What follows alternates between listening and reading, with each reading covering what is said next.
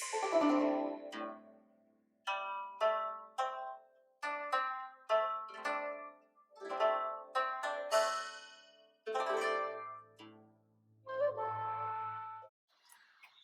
friends, one of the major responsibilities of a safety professional is to advise management on accident prevention as well as risk mitigation.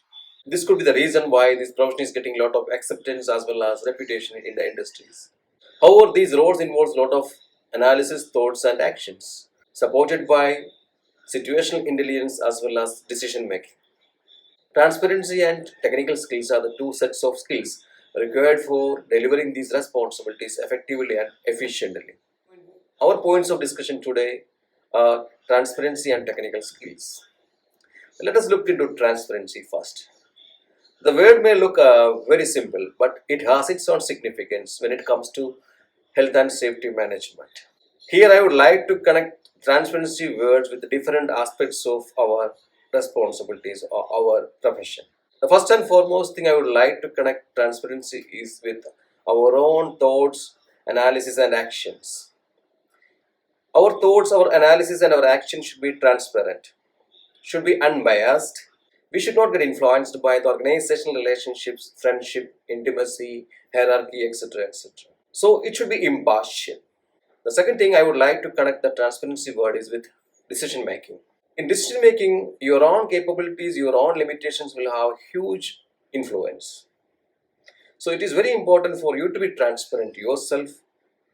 That means to understand your own capabilities, your own vulnerabilities, your own limitations. That is how we decide when to start, when to stop, when to divert an action, a thought, or an analysis to the next level. So, transparency is applicable to your own abilities, vulnerabilities, and limitations. The third thing I would like to connect the transparency is with the contacts, communication, and interactions. So, we may be having abundance of contacts and communications with a number of people, number of organizations, internal and external to your organization. But what we need to identify is the most reliable, most resourceful, and most transparent contacts. So, in order to make it highly transparent, we need to maintain the live line of communication with these contacts. So, these contacts may be internal or external, like experienced workers, line managers, supervisors, exposed population, some expert, technical expert, some expert from outside the organization. So we need to be very transparent in these interactions and communications and maintaining that contacts. The fourth thing and the most important thing I would like to link this transparency word is with conflict resolution. Conflict resolution is required where, especially with the safety professional who is dealing with different people at different levels in different matters, many sort of conflict can arise in our profession. So it is very important that we maintain that transparency of our conflicts with the next level of management. Some days we may not be able to deal with this sort of conflicts. So in that time we need to approach our line managers or the top management. So by maintaining the transparency, we can get support, assistance and guidance from colleagues as well as other levels of management. So these are the importance of maintaining transparency. So transparency is of very importance. The next point I am going to discuss is about technical skills. You might be aware about the escalating trends in number of accidents, especially workplace accidents all around the global industries. As per the ILO statistics, around 340 million accidents are happening every year and around 160 million occupational diseases are reported yearly basis. So these statistics are a bit alarming. When you analyze these statistics, you will come to know that these are recurring accidents. The same things are repeated at different time at different industries. So data interpretation figures out failure of risk assessment as one of the major reasons behind most of these accidents. Ensuring an effective and efficient, suitable and sufficient risk assessment is one of the crucial responsibilities of safety officers or safety professionals. Why these risk assessments are failing or repeatedly causing accidents in workplaces? Why it is considered as one of the major reasons behind these accidents, significant accidents. Now we are going to look into certain causes of these failures. So there may be number of reasons, but I am just going to figure out some reasons behind failure of risk assessment, common reasons. So the first and foremost reason is irrelevancy in the method of approach. The second reason is failure to evaluate the situation or failure to identify significant hazards.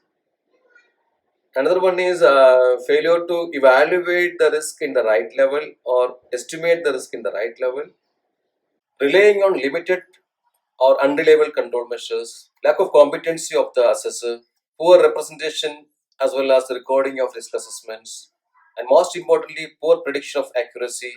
And most of the risk assessments are approving a favorable condition, and the ratio at which we approve favorable conditions and disapprove unfavorable conditions, or vice versa, disapproving favorable conditions or approving unfavorable conditions. So most of the cases, I found that when it comes to critical operation, critical risk evaluation scenario, we fail to do the worst case scenario assessment. Worst case scenario WCS is known as the most likely undesirable event in the most likely unfavorable situation with the most critical controls inoperative or malfunctioning. So if you put these three conditions into a particular high risk operation, you'll come to know what is the worst case scenario. So all these sort of assessments we need to do based upon the risk level of the operation. So most of the time the risk assessor fails to point out or figure out or pick up such actions, very critical actions, thought and analysis that may lead to failure of risk assessment or recording of a poor risk assessment that may in turn will become a failure. So how we can get through all these sort of issues? We need to have the technical skill. That was what my point is. We need to have a technical skill to deal with all these issues. To make a sufficient and suitable and effective and efficient risk assessment, we need to build up the technical skills. The technical skill is a combination of lot of elements. I have divided this element into two sections, level 1 elements and level 2 elements. So if you attain the level 1 elements, level 2 is the final set of actions which can give us fruitful output. So what is the level 1 elements? So I would like to represent these elements with E. So 3 is in the level 1. Education, experience and engagement. Now these are the components of level 1 of the technical skill. So you may be having the education, you may be having the experience, then you need not to worry about that. You have to engage yourself into the process. Then things will work out well. But you cannot be a master of everything under the sky. So what we need to check whether we have the education. If we don't have the education, the qualification for the particular risk assessment, involve somebody who is educated, who is qualified for that. We can hire and we can buy and we can approach somebody who is competent to do that about particular operation or particular activity. Experience, again the same. If you have experience in that, okay, you involve yourself. If you don't have experience, you find out a person who is having the required level of experience and involve him. The third one is engagement. Engaging yourself as a safety professional, you have to involve in that. Foreseeing, overseeing, evaluating, reviewing, in all process of the risk analysis you should be involved. So that is level 1. Now come to the level 2. In level 2 there are 5 E's. So total 8 E's. Level 1 3 E's and level 2 there are 5 E's. 5 E's are this way, starting from estimation of risk, evaluation of risk, engineering the control measures, exercising them and establishing or executing them. So 5 E's. If you attain the level 1, it is very easy to attain the level 2 elements, that is effectively estimating the risk, effectively evaluating the risk, effectively engineering the control measures. It can be different levels of control measures from substitution, engineering control, administrative control, blah blah. Exercising it before implementing it, then execute it. Execution skill means a strategic mindset to implement a plan, implement an action, implement a thought. So your thought, analysis, planning and action will come in the execution part. Even though education is one of the crucial element in the technical skills, it is not the sole one, right? You need to have situational intelligence. Situational intelligence can only be arise from this experience and involvement and engagement of expertise and through these other sets of skills. So I think today you understood about the importance of transparency and technical skill in managing health and safety. So friends, like and subscribe, give your valid comments on this video. I hope you understood and enjoyed this video.